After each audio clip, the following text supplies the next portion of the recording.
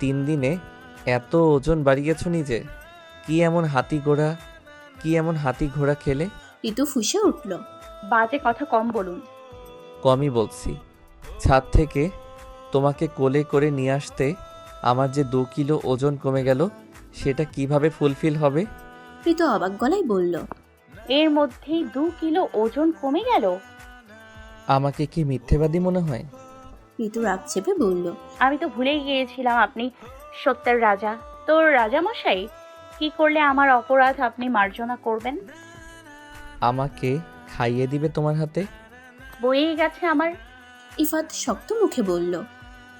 আমার অসুস্থ অবস্থায়ও তুমি এরকম নির্দয়ের মতো আচরণ করবে? ধর্মে সইবে তো? ঋতু ভ্রুকুটি করে তাকালো। অঙ্ক স্যার বললেন। আচ্ছা যাও, লাগবে না, আমি ঘুমাবো, তুমি কিন্তু ঘরেই থাকবে। ইফাত মুখ ভার করে শুয়ে পড়ল। এদিকে ঋতু মহা মুশকিলে পড়ল। অসুস্থ অবস্থায় লোকটা খেতে চেয়েছে, না করে কি ঠিক করলো? কতক্ষণ দ্বিধা দ্বন্দ্বে ভুগল সে। এক সময় মানবিকতার খাতিরেই ফ্রিজ খুলে খাবার গরম করে নিয়ে এলো। এরপর অস্বস্তি নিয়েই জ্বরে ভুগতে থাকা অপছন্দের বরটাকে খাইয়ে দিল সে। ইফাত খেয়ে দিয়ে খুশি মনে ওর কোলে মাথা রেখে শুয়ে পড়ে বলল। আমি একজন অসুস্থ আর দুঃখী মানুষ। আমার মিষ্টি বউটা আমাকে 2 চোখ সহ্য করতে পারে না। অনুগ্রহ করে আমাকে সরিয়ে দেবেন না ম্যাডাম। ঋতু দাঁতে দাঁত চেপে সবটা সহ্য করলো। এই চতুর লোকটা দুঃখী মানুষ, ও মিষ্টি বউ, অনুগ্রহ ভিক্ষে। অসুস্থ বলে হয়তো ওর বইই গেছিল অঙ্ক স্যারের এসব নাটক সহ্য করতে। কয়েকদিন প্রচণ্ড জ্বরে ভুগলো ইফাত। দিন দুনিয়ার কোনো হুঁশ নেই, এতটাই শরীর খারাপ হলো ওর। ঋতু প্রথম দিকে খানিকটা বিরক্ত হলেও পরে নিজের ছোট মনের চিন্তাধারায় ওর নিজেরই ভীষণ রাগ লাগলো। সারাক্ষণ ওর সাথে এটা সেটা নিয়ে খুনছুটি বকবক করা মানুষটার এ অবস্থা ওর মন খারাপ করিয়ে দিল এক প্রকার। ও যথাসাধ্য খেয়াল রাখলো ইফাদের, সেবা যত্ন করলো। এত অসুস্থতার মধ্যে ইফাদেরও কোনো শক্তি বা ইচ্ছে হলো না বউকে জ্বালাতে। তাই চুপচাপ বউয়ের সেবাটুকু গ্রহণ করলো সে। ভালো লাগলো ভীষণ। আবিষ্কার করলো তার বউটি উপরে উপরে কাঠখোট্টা ব্যবহার করলেও মনের দিক থেকে খুবই নরম একটা মেয়ে। বউয়ের প্রতি ভালো লাগাটা তাই আরও বেড়ে গেল ওর। জ্বর সারতে একদিন কোথা থেকে একটা গোলাপ নিয়ে এলো। রাতে ঘুমাতে যাওয়ার সময় গোলাপটা ঋতুকে দিতেই ঋতু ভীষণ অবাক হলো। কালো রঙের গোলাপ দেখে অবাক হলো। এই রঙের গোলাপ হয় সে শুনেছিল, কিন্তু কখনো দেখেনি। দেখার ভীষণ ইচ্ছে। 2 দিন আগে ঠিক এই কথাটাই রুফিকে বলেছিল সে। অঙ্ক স্যার কি শুনেছিল কথাটা? রিতা আশ্চর্য হলো। তবে ও প্রত্যাশিতভাবে পাওয়া গোলাপটা ওর মন ভালো করে দিল। ঋতু অবাক হয়েই ও ইফাতকে জিজ্ঞেস করলো। এটা কোথায় পেয়েছেন স্যার? ইফাত ফোন গাটার বাহানা দিয়ে বলল। বন্ধুর বাড়ি গিয়েছিলাম, ওদের বাগান থেকে ছিঁড়ে এনেছি। না বলে? হ্যাঁ। ঋতু গোলাপটা রেখে দিল। চুরি করা গোলাপ এনে বউকে দিচ্ছেন? আপনার লজ্জা করছে না? আপনি জানেন চুরি করা একটা গর্হিত কাজ। স্টুডেন্টদের এসবই শিক্ষা দেবেন? ইফাত তাকালো। এটাকে চুরি বলছো কেন? এটা আমার ভালোবাসা। চুরিকে আপনি ভালোবাসা বলে চালিয়ে দিচ্ছেন? ইফাত বিরক্ত হলো। তুমি বড্ড পাষাণ। জামাই চোর হলে তো বউকে পাষাণ হতেই হয়। মুখে কথাই খই ফুটছে। এতই যখন জামাই মানো, দাও দেখি একটা চুমু। কোনো চোরকে আমি চুমু খাবো ভাবলেন কি করে স্যার? ভাবছি না, চাইছি। ঋতু রেগে তাকালো। পারবো না দিতে। ইফাত ভীষণ বিরক্ত হলো। 7টা চুমু জমা আছে, আপাতত একটা দিয়ে দিলেই বাকি 6 দিনেরটা মাফ। নয়তো এখন জোর করে 7 দিনেরটাই নেব। ঋতু ভীষণ রেগে ঘর থেকে বেরিয়ে গেল। লোকটা এত অসহ্য, উফ, দুটো কথা বলেও শান্তি নেই। জ্বর ছাড়তে না ছাড়তেই আবার শুরু করেছে। একে নিয়ে কোথায় যাবে সে? ইফাত পুরোপুরি সুস্থ হয়ে ওঠার পর শ্বশুরের দাওয়াত রক্ষা করতে গেল। ঋতু বাড়ি এসে দেখলো খালা ফুফুরাও আছে। আর বড় ফুফুর ছেলে নাহিদ ভাইকে দেখে তো ও ভীষণ সারপ্রাইজড হলো। খুশিতে কথা বলাই ভুলে গেল কিছু মুহূর্তের জন্য। বিয়েতে সে আসতে পারেনি দেশের বাইরে থাকায়। ঋতু নিজের নাহিদ ভাইকে দেখে ভীষণ খুশি হলো। বড় ফুফু গদগদ কণ্ঠে সবাইকে বলল। পাখি তার ডানা পাইছে, খুশি তো হইবই। ঈশিতা সে কথারও টিপ্পনি কাটলো। ঋতু সেসব গায়ে মাখলো না। এতদিন সে তো বোন ফুফুদের এই কথাগুলোই মিস করছিল। ঋতু স্বস্তির নিঃশ্বাস ফেলল। রাতের ভুরি ভোজন ছিল নতুন জামাইয়ের জন্য। খাওয়া দাওয়া পর্ব শেষ হতেই বসার ঘরে সবাই একসঙ্গে আড্ডা দিতে বসলো। এর মধ্যে ঋতুর সাথে নাহিদের বেশ ভালো বন্ডিং দেখে ইফাদের রাগ হলো। হাঁসফাঁস লাগলো, বিরক্ত লাগলো। দরকারি কলের অজুহাত দিয়ে আড্ডা থেকে সরে এলো সে। এরপর ভবঘুরের মতো রাস্তায় বেরিয়ে পড়ল। ক্ষিপ্ত মেজাজে কিছুক্ষণ এদিক ওদিক হাঁটাহাঁটি করার পরে আচমকা কাদায় পা পড়তেই ওর বিরক্তি চরম মেয়ে পৌঁছালো। রেগে সেভাবেই শ্বশুর বাড়ি ফিরে এলো ইফাত। ফ্রেশ না হয়ে কাদামাখা জুতা নিতেই বিছানায় শুয়ে পড়ল সে। বসার ঘর থেকে ঋতুর হা হা হি হি স্পষ্ট কানে আসছে ওর। নিষ্ঠুর বউয়ের আচরণ ওকে কেন এত পীড়া দিচ্ছে? আর ঋতুনি বর রেখে ভাইয়ের সাথে অট্ট হাসি। থাকবে না সে এই বাড়িতে আর এক মুহূর্ত। অসহ্য অনুভব করায় মনিকে দিয়ে ঋতুকে ডেকে পাঠালো সে। নাহিদ ভাইয়ের সাথে অনেক বছর পর দেখা ঋতুর। ব্যাচেলর করতে লন্ডনে পাড়ি জমিয়েছিল অনেক বছর আগে, এরপর আর সে ফেরেনি। দুই ভাই বোনের কতদিন পর দেখা। কি একটু বসে কথা বলছে তাতেও ক্ষান্ত দিতে হলো ঋতুকে। ওর বিরক্তি চূড়ান্তে পৌঁছালো। অঙ্ক স্যারকে কথা শোনানোর জন্য 101টা মুখ ছামটা রেডি করে নিজের ঘরের দিকে পা বাড়ালো সে। কিন্তু ঘরে যাবার পর রাগে দুঃখে ওর চোখ ভিজে উঠল।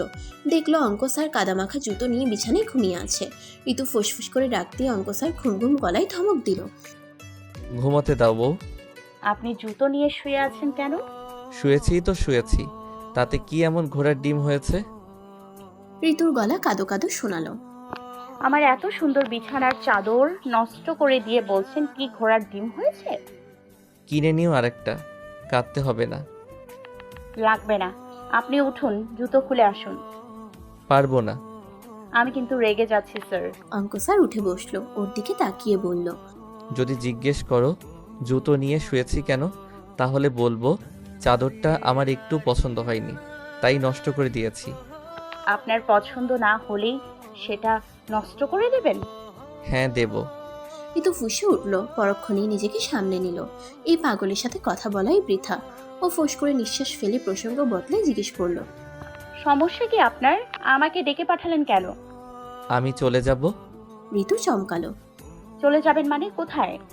বাড়ি ফিরবো, তোমাকে বলতেই ডাকলাম। ঋতু কপালে ভাঁজ ফেলে বলল। কেন? এখানে কোনো সমস্যা হচ্ছে? আমাকে বলুন। সমস্যা তো তোমার হচ্ছে, অহেতুক আমাকে এড়িয়ে চলছো।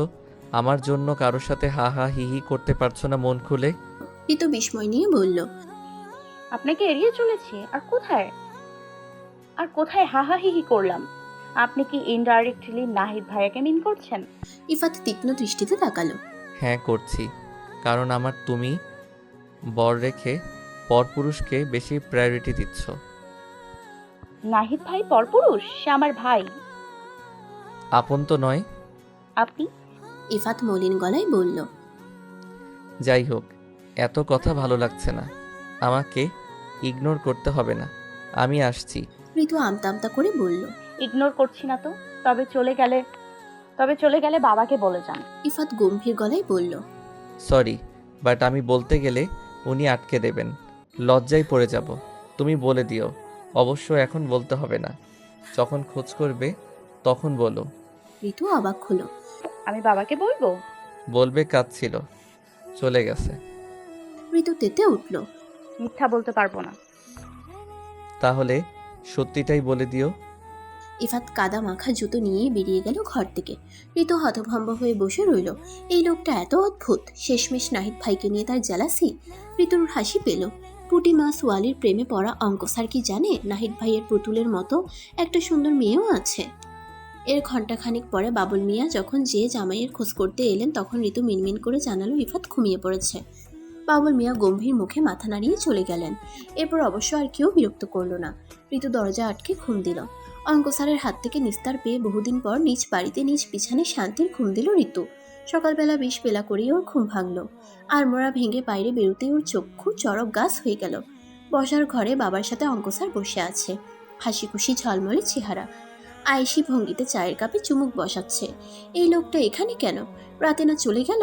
ঋতুর চোখ থেকে কোটর বেরিয়ে আসার উপক্রম হলো। অঙ্ক স্যারকে একা পাবার পর ঋতু বিস্ময় নিয়ে জিজ্ঞেস করলো। আপনি কখন এলেন? রাতে গিয়ে সকালে যখন আসবেনই, তাহলে এত নাটকের কি প্রয়োজন ছিল? ইফাত ওর কথা শুনে তখনই চমকপ্রদ খবরটা দিল। রাতে তো কোথাও যাইনি। ঋতু হতভম্ব হলো। মানে তাহলে ছিলেন কোথায়? শ্বশুর মশাইয়ের সাথেই ছিলাম।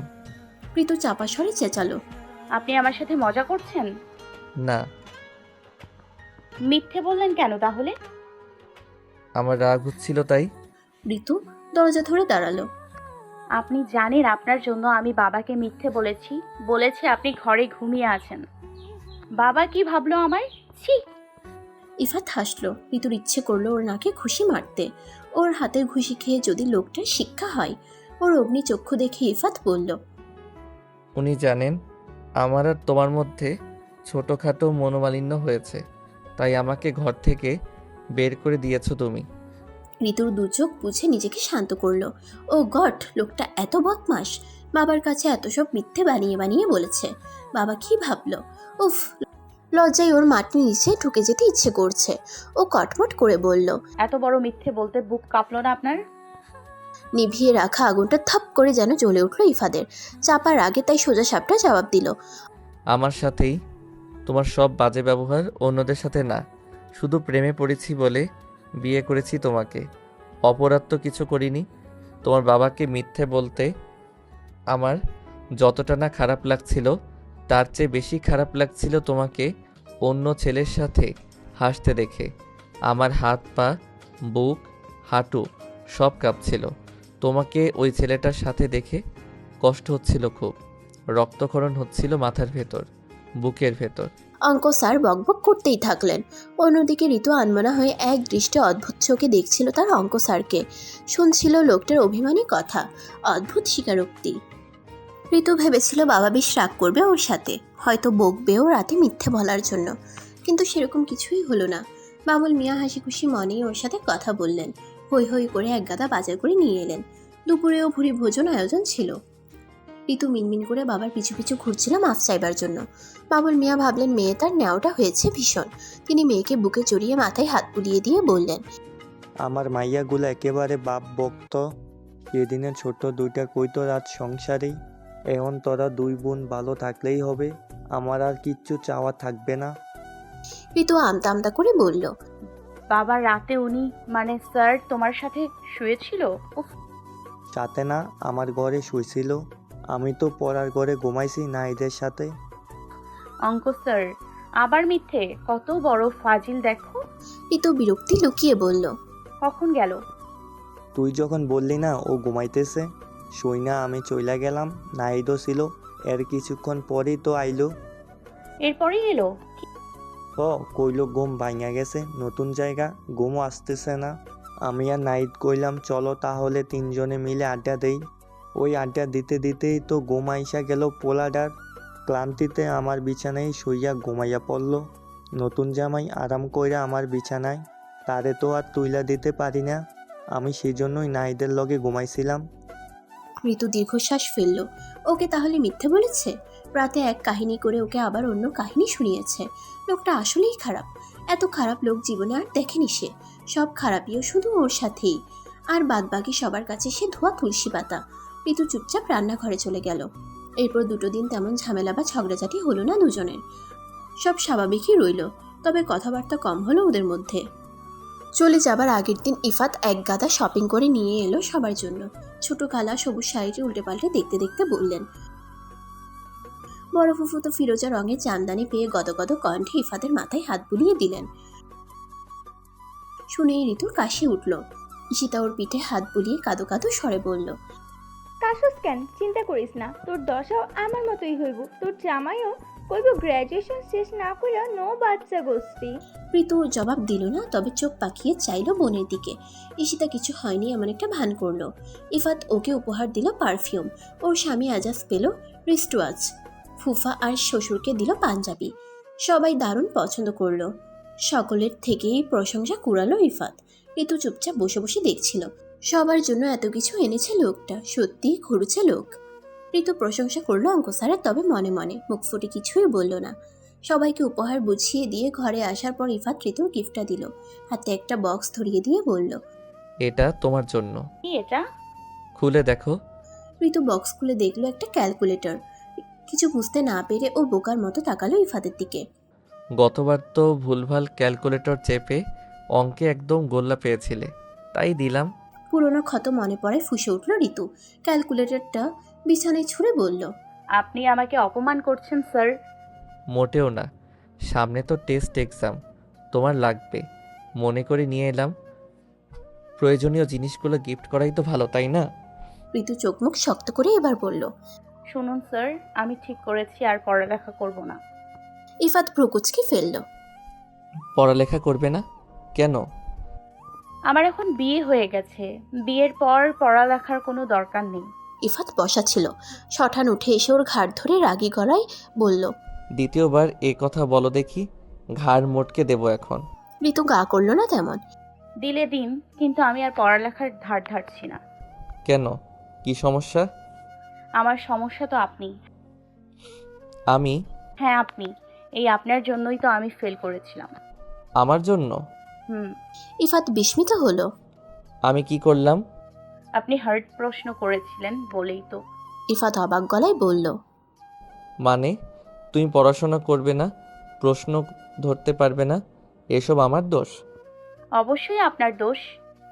ইফাত বিস্মিত নয়নে তাকিয়ে রইল। তোমার এসব অজুহাত অন্য কোথাও গিয়ে দেখিও, আমাকে না। ঋতু ওর কথা না শোনার ভান করে হাই তুলতে তুলতে বিছানার দিকে এগুলো। আপনাদের বাড়ি ফিরে ক্যালকুলেটরটা আমি রাজিকে দিয়ে দেব। ও তো কয়েকদিন পর এসএসসি দেবে, ওর লাগবে। দিলে দিও, আমার ঘরে কি ক্যালকুলেটর নেই নাকি? এটা তো আমি স্পেশালি তোমার জন্য এনেছি। পড়ালেখাই যখন করব না, তখন এসবের কোনো দরকার নেই। ইফাত কপালে ভাঁজ ফেলল। তোমার দরকার না হলেও আমার আছে। আমার বউ হায়ার স্টাডিজ করবে না, এটা তো ভাবতেই পারি না আমি। তাহলে কোনো হায়ার স্টাডিজ করা মেয়েকেই বিয়ে করতেন, ফেলটুস আমাকেই কেন? ইফাত কাছে এসে ফিসফিস করে বলল। সে তো তোমাকে দেখে জ্বরে কুপোকাত হয়ে গিয়েছিলাম বলে, অন্য কাউকে স্বপ্নেও ভাবা অসম্ভব ছিল। আমি তো তোমার বাবাকেও কথা দিয়েছি। ঋতু উঠে বসলো, চোখ বড় বড় করে চাইল। কি কথা দিয়েছেন? ইফাত গম্ভীর স্বরে বলল।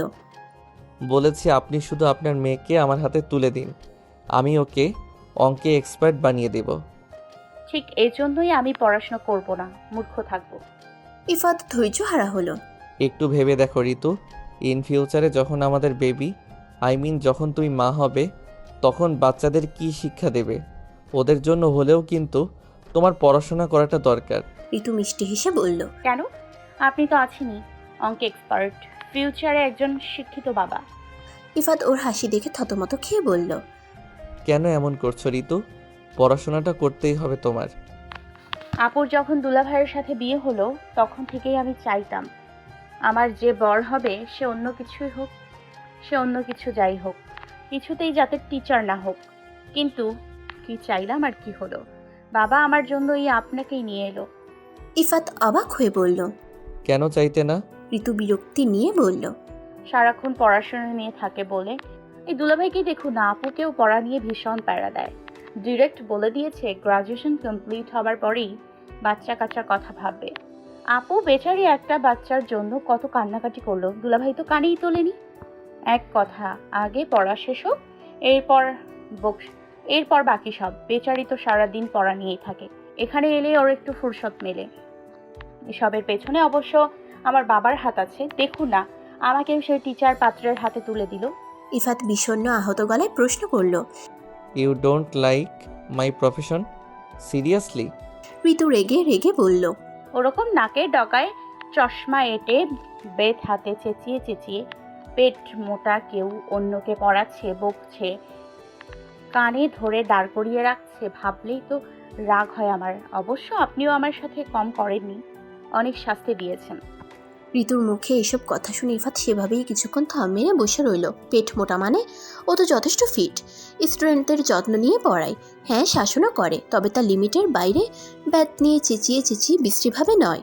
তাছাড়া চাকুরির বয়সটাও বেশি না, এখনও 1 বছর পূর্ণ হয়নি। বাপ দাদার পারিবারিক ব্যবসা ফেলে নতুন কিছু অভিজ্ঞতার জন্যই চাকরিটা করা।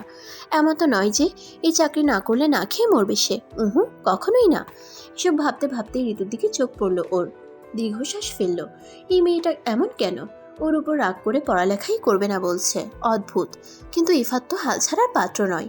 ঋতুকে অবশ্যই পড়ালেখা করতে হবে, ভবিষ্যতে নিজের বাচ্চা কাচ্চাদের জন্য হলেও পড়ালেখা ওকে করতেই হবে। দরকার পড়লে বউয়ের অপছন্দের চাকরি ছাড়বে, প্রয়োজনে বউকে সে মেরে মেরে পড়াবে, তবুও পড়াবে। ইফাদের জল জলে মুখটা শুকনো দেখালো। ওর শুকনো মুখটা দেখে ঋতুর ভীষণ মায়া হলো, সেই সাথে পেট ফেটে হাসিও পেল। কিন্তু পাছে স্যার বুঝে ফেলে সেজন্য ও মুখ ঘুরিয়ে শুয়ে পড়ল। বহু কষ্টে নিজের হাসি চেপে রেখে বলল, আমি ঘুমাবো, আলোটা নিভিয়ে দিন তো, চোখে লাগছে। ঋতু যদিও বড় গলা করে ইফাতকে বলেছিল সে পড়ালেখা করবে না, মূর্খ থাকবে, কিন্তু বেশিক্ষণ নিজের এই সিদ্ধান্ত অটল থাকতে পারেনি। বাবুল মিয়া এসব জানতে পেরে আসার সময় কড়া করে বলে দিয়েছেন, মেয়ে যদি পড়ালেখা না করে তাহলে তিনি আর কখনো মেয়ের মুখ দেখা তো দূর, কথাও বলবেন না। ঈশিতাও বেশ কথা শুনিয়েছে ওকে। বাধ্য হয়েই ঋতু শেষ পর্যন্ত বাবাকে কথা দিয়েছে সে পড়াশোনা করবে এবং ভালো ফলাফল করার চেষ্টাও করবে।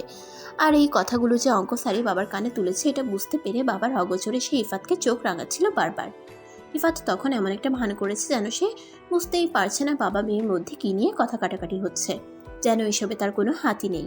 কিন্তু ঋতু জানে বাবাকে বিচার দেওয়ার মতো মহান কাজটি এই লোকটা ছাড়া আর কেউ করেনি। এই নিয়ে দুজনের মাঝে একজোট কথা কাটাকাটিও হয়ে গেল। পড়াশোনায় বেশ গ্যাপ পড়ে যাওয়ায় সেগুলো কভার করার জন্য ইফাত বেশ কড়াকড়িভাবেই ঋতুকে পড়াশোনার জালে আটকেছে। ম্যাথের সাবজেক্টগুলো বেশ জোর দিয়ে পড়াচ্ছে নিজে। পড়াশোনার সময় ভীষণ স্ট্রিক্ট একজন টিচার সে। একটু ভুলচুক বা অমনোযোগী হলেই স্কেলের বাড়ি পড়ে হাতের তালুতে। ঋতু তখন প্রতিবাদ করতে পারে না, চুপচাপ মুখ বুঝে সহ্য করে। কেননা ইফাত তখন মোটেও হাজব্যান্ড মুডে থাকে না, থাকে টিচার মুডে। গম্ভীর রাগী বলতে গেলে সম্পূর্ণ আলাদা একজন মানুষের রূপে, কিন্তু পড়ানো শেষ হলেই আবার দেখা যায় তার অন্য রূপ। তখন আদর যত্ন করে মাথায় তুলে রাখে সেই বউকে, কপালে চুমু এঁকে দেয়, চুল আশ্রে দেয়, মাথা ম্যাসাজ করে দেয়, বকাবকি করে, ঠেসে টুসে খাবারও খাওয়ায়। অভাবনীয় বউ পাগল সে। একদিন তো হঠাৎ রাস্তায় দেখা হয়ে যাওয়া এক ছেলে ক্লাসমেটের সঙ্গে দূর থেকে ঋতুকে কথা বলতে দেখে ফেলেছিল ইফাত। এরপর সারা রাস্তা হাঁসফাঁস করে বাড়ি ফিরে টানা 3 দিন জ্বর। ঋতু হতভম্ব, সামান্য কারণে জরাজরির মতো ভয়ানক অবস্থা এই লোকের। ইফাতও নিজের দশা দেখে তখনও বেশ অপ্রস্তুত হয়েছিল। সে থেকে ঋতু ছেলে ক্লাসমেটদের সঙ্গে খুব একটা কথাবার্তা বলে না, পাছে আবার হার্ট অ্যাটাক করে বসে ওর বরটা। মাঝে মধ্যে ইফাদের ওর উপর রাগ করতে গিয়ে হেসে ফেলে ঋতু।